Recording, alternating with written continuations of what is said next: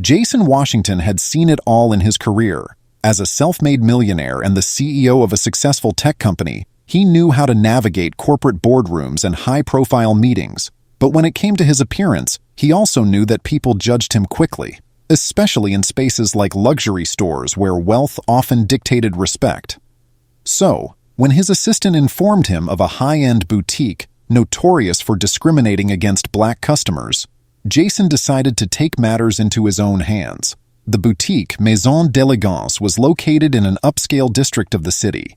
Its owner, Richard Collins, had inherited the store from his father, but over time, word got out that not everyone was welcomed the same way. It was a store where only certain types of customers were treated with care, and that typically meant white, wealthy, and known to the staff.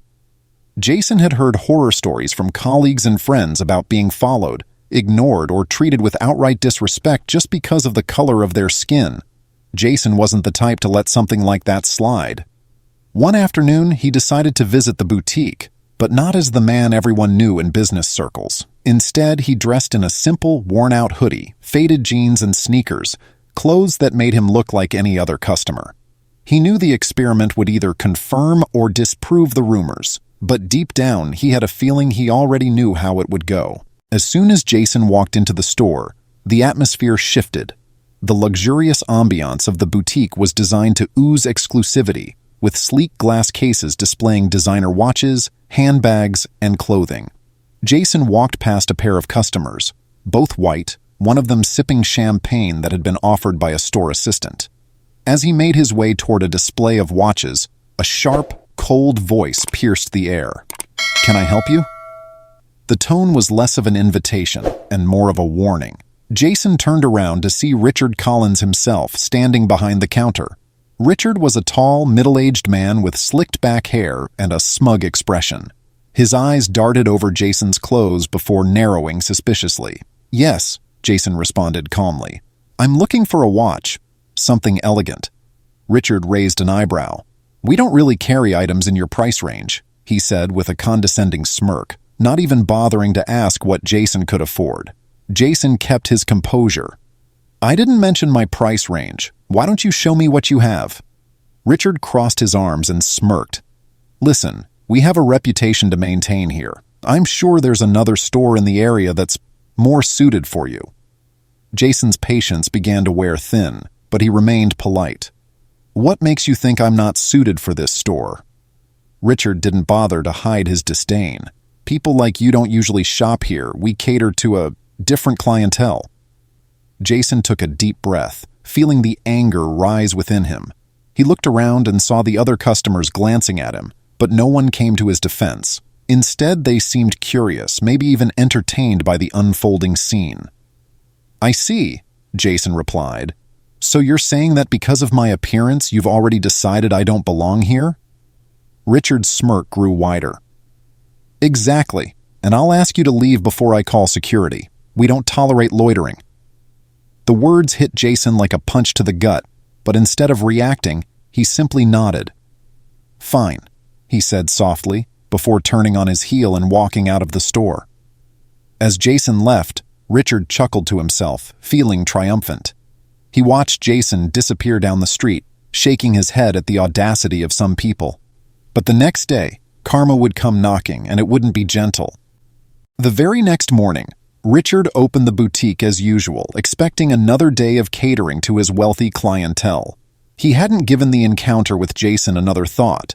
But soon after he opened the doors, a luxury black SUV pulled up in front of the store. Out stepped a tall, impeccably dressed man in a tailored suit, accompanied by a small entourage. Richard squinted, trying to place the face, but it wasn't until the man walked inside that Richard realized who it was. It was Jason. But not the Jason from the day before. This time, he was every bit the wealthy, powerful man he truly was. Richard's face paled as Jason walked straight up to the counter, his presence commanding the room. The store assistants froze, unsure of what to do, but the other customers quickly recognized Jason as someone of importance, their eyes widening in recognition. "Mr. Collins," Jason said coolly, using Richard's name with authority. "I'm here to make a purchase," Richard stammered. I didn't realize." "Oh, I'm sure you didn't," Jason replied, his voice as sharp as a blade. "You didn't realize yesterday when you kicked me out of your store based on how I looked. But today, I suppose I'm more suited to your clientele, aren't I?" Richard swallowed hard, beads of sweat forming on his forehead. I didn't mean to offend." "Offend?" Jason said, raising an eyebrow. "What you did was worse than offensive. It was discriminatory, and now your little act of gatekeeping has cost you." Richard's heart raced as Jason reached into his pocket and pulled out a document. He unfolded it slowly, allowing the tension in the room to build. "This," Jason said, holding up the paper, "is a contract. I've been in talks with the building's landlord for weeks now, and as of this morning, I own the lease to this entire block, including your little boutique." Richard's eyes widened in horror. "No, you can't be serious." "Oh, I am," Jason replied, his tone deadpan. "I didn't come here just to buy a watch. I came here to buy everything." Jason paused for a moment, letting the gravity of the situation sink in. "So here's what's going to happen. You have exactly 30 days to vacate the premises. After that, this boutique will belong to someone else, someone who knows how to treat all customers with respect." Richard stood frozen, unable to speak, as Jason turned and made his way toward the exit. But before leaving, Jason looked over his shoulder one last time. "Karma has a funny way of catching up to people like you," he said softly. "Next time you might want to think twice before judging someone by their appearance." With that, Jason walked out of the store, leaving Richard standing in stunned silence, his world crashing down around him. Richard stood frozen, the weight of Jason's words crashing down on him like a tidal wave. His mind raced as he tried to process what had just happened. The boutique, the legacy his father had built, the very symbol of his status and wealth, was slipping through his fingers, all because of his arrogance and prejudice. 30 days. He had just 30 days before everything he had worked for was gone.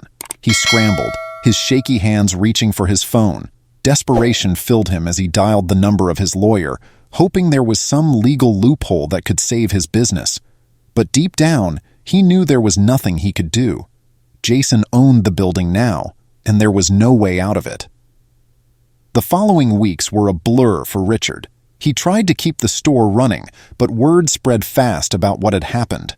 Customers who once flocked to Maison d'Elegance began to dwindle, and those who did come in treated him with a new sense of distance. He overheard whispers of Jason's name, and he could feel the judgment in their eyes. The once luxurious, thriving boutique now felt like a ghost town, haunted by his own actions. As the 30-day deadline loomed, Richard's anxiety grew unbearable. He tried everything, negotiating with other building owners, reaching out to old contacts for a lifeline, but no one was willing to help. Jason's influence ran deep, and his reputation as a fair and successful businessman only made Richard's fall from grace even more humiliating. On the last day, Richard stood alone in the empty store. The shelves were bare, and the lights dimmed, signaling the end. He looked around at what had once been his pride and joy, the symbol of his family's legacy, and felt an overwhelming sense of regret, not just for losing the store, but for the actions that had led him here. He thought back to that moment when Jason had first walked into the boutique, the way he had judged him so quickly, dismissing him without a second thought. It had all seemed so natural then, to assume that someone who didn't fit the typical mold of his clientele didn't belong there. But now Richard understood the true cost of his ignorance. As he turned off the lights and locked the doors for the final time, Richard stepped out onto the street, feeling the weight of his decisions settle in his chest. He had lost not just his business, but the respect of the community, and most importantly, his dignity. Across the street, he spotted Jason stepping out of a car, talking to a group of investors who were inspecting the block. Their eyes met briefly, but Jason didn't offer a word. He didn't need to. The silence between them spoke louder than anything he could have said. Richard lowered his gaze, walking away with a hollow feeling inside. He had learned his lesson the hard way, that respect and decency should never be determined by appearances. And now, as he disappeared into the shadows of the city, he knew he would never get back what he had thrown away.